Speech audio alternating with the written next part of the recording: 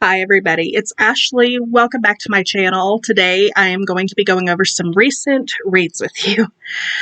I recently stopped doing monthly wrap-ups simply because I wasn't reading as much due to my writing and health issues. So now I have accumulated enough for a wrap-up for you guys. So this is going to be everything that I read in June, July, and August. These aren't going to be in any particular order. It's just know that I've read these books in that time frame. The first book that I read was Anne of Avonlea by Lucy Maud Montgomery. This is the second book in the Anne of Green Gables series, and it seems like a lot of people don't realize that is actually a series with 8 books in it. I read them a long time ago, going back when I was a child and then again in high school. And I've reread the first book multiple times, but it's been a really long time since I read the series as a whole. And I want to do that again. It's part of my mindset and my desire to want to read all of my childhood favorites. So Anne of Avonlea is the second book in the series, and this one follows Anne as she is becoming a teacher and taking in a couple of orphans into Green Gables with her and Marilla. This is a cute, touching story. It very much reminds me of the first book. I'm not sure why we don't hear more about it, but this is very, very, very sweet story, and I'm looking forward to the rest of the series. The next 4 books that I read were all by the same author, Miss Nora Roberts. That is another one of my resolutions, is to go back and reread from some of my favorites, not necessarily childhood favorites, but just favorites in general. And Nora Roberts was like at the top of that list because she used to be the it author for me back in the day. I just loved to read her. And somewhere along the way I stopped, and I can't really recall why. I don't know if it was just that she was so prolific I was having a hard time keeping up with her, because she does have a huge, huge backlist. But I have a lot of her books on my shelf, so I wanted to go back through and reread them all and decide if I wanted to keep them because they are taking up a lot of space. So the first 3 books of hers that I read were a trilogy, and that is the In the Garden trilogy, which consists of Blue Dahlia, Black Rose, and Red Lily. These 3 books are kind of like a little bit of a paranormal romance series, which I do enjoy quite a bit. And each one follows the perspective of a different woman in this house that is haunted. And the first book, Blue Dahlia, follows Stella, and Black Rose follows Roz, and Red Lily follows Haley. Now, these 3 women kind of become friends by circumstance. Stella, after her husband dies, takes her 2 young sons and goes to work for Rosalind, who owns this little nursery, and she's staying in the estate with her. And after she moves in, a ghost begins to haunt her sons, and they become obsessed with figuring out who this woman is, because there are like no records of her whatsoever. So the trilogy basically follows figuring out who this ghost is, Amelia, and why she is hanging around, what her obsession is with the children. And it is a very, very intricate story. I personally enjoyed Red Lily the most out of the 3, but all 3 of them were stellar, amazing, and I really, really enjoyed the series. I'm glad I chose to reread them. And the next book that I read by Nora Roberts was Chasing Fire. This one follows Rowan, who is a firefighter who gets on the bad side of somebody following the accidental death of her partner in a fire, and now she is targeted, and she is trying to find out who that person is. This is very riveting. I really enjoyed the I enjoyed the plot line. I enjoyed the atmosphere. The tension was there all along. This was another really good one as well. The next book that I read was Wicked River by Jenny Milchman. I do have a full book review for you guys up on the channel. I will link that down below in the description. In this book we follow Natalie and Doug, who are newlyweds on their honeymoon, and they go on into the wilderness on this trail and end up getting spooked by something that they saw and severely lost in these woods, being followed by a madman who wants companions. This is very, very riveting. I'm typically not big on nature-y books, and this was full of that almost the entire book. This book is so gripping. It's atmospheric. The character development is really, really good. I was intrigued from the very beginning until the end. This is absolutely fantastic. It is a little bit chunky for a thriller, but I promise you it is worth it. Next book that I read was 0 Days by Ruth Ware. Ruth Ware is my girly. I absolutely love her. Anybody that's been around here for a while knows that.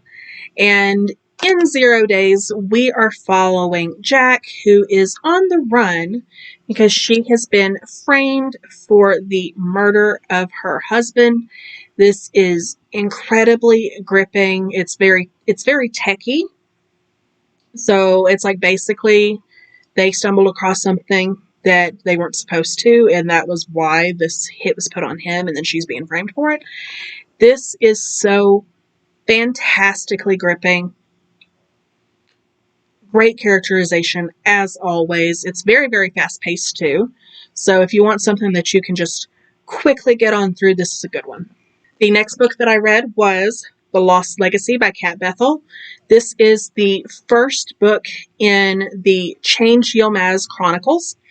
And this follows Change Yilmaz, who is a nymph royalty girl, but she's not aware of that. She's blocked out a lot of her childhood, and now she is being called to take her position in the court, and she doesn't want to go.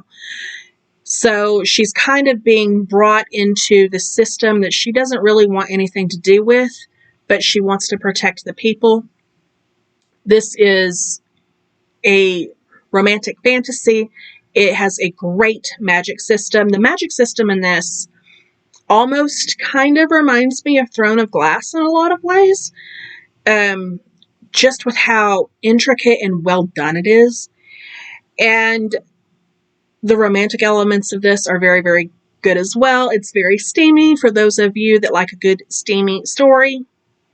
It's chunky, so you got a lot to do, a lot to go with. And it's just so much fun, fast-paced, and Change is a great character. She is sassy, she's snarky, but she's also very, very sweet and empathetic. This is a great, great series. I've had the pleasure of CPing on this series, so I've gotten to see it almost from the beginning of its development. So I personally am very, very proud of these, because I've really got to watch this series grow, and I'm glad they're finally in publication. The second book in the series was just released a couple of weeks ago, and that one is on the way. It should be here any day now, so I am very, very, very happy to be sharing more about these books with you guys. The next book that I read was Heir of Fire by Sarah J. Maas. This is the third book in the Throne of Glass series, and I did read this book a couple of years ago on the channel, and I had stated that it was probably my least favorite book in the Throne of Glass series at that time. I didn't really enjoy it. It felt like filler. And I have to say that was not my experience this time. I did enjoy this one much more this time around. And I think the reason was, during my first read through, I was taking so long in between each book that I was forgetting a lot of important plot elements, and I think that's what the problem was. So there was a lot of characters popping up that I couldn't remember who they were, and things of that nature. But this time I've been reading them closer together. It has been about 4 or 5 months, I want to say, since I read Crown of Midnight. But I read The Assassin's Blade, Throne of Glass, and Crown of Midnight, like basically back to back, and then I took a little bit of a break before going into this one.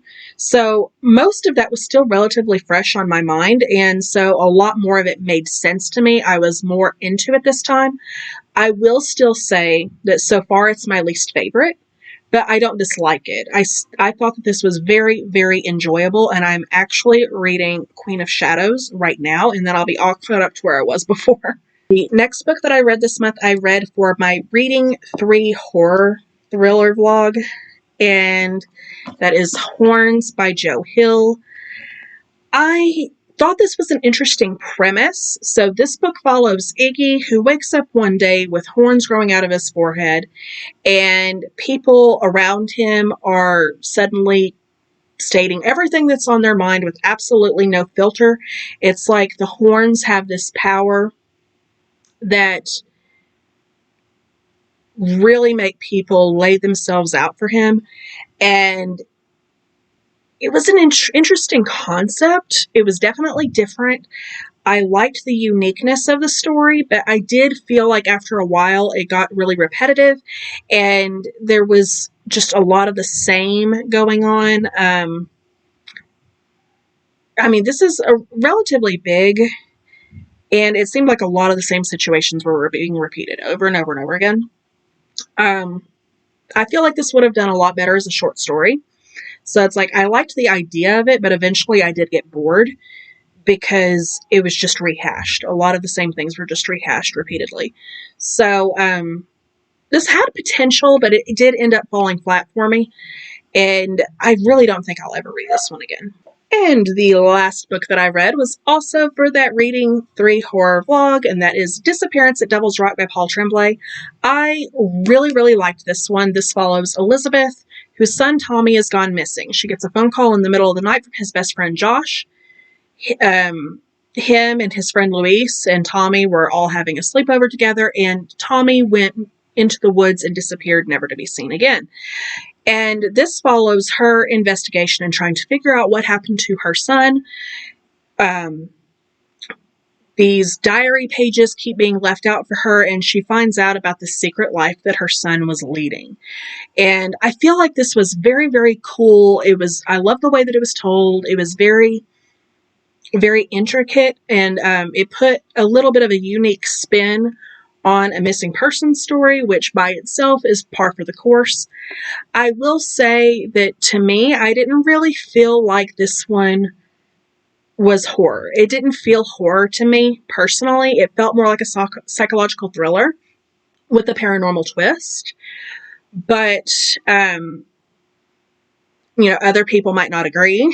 It might find this ridiculously scary. But to me, I didn't find it scary. I did find it thrilling.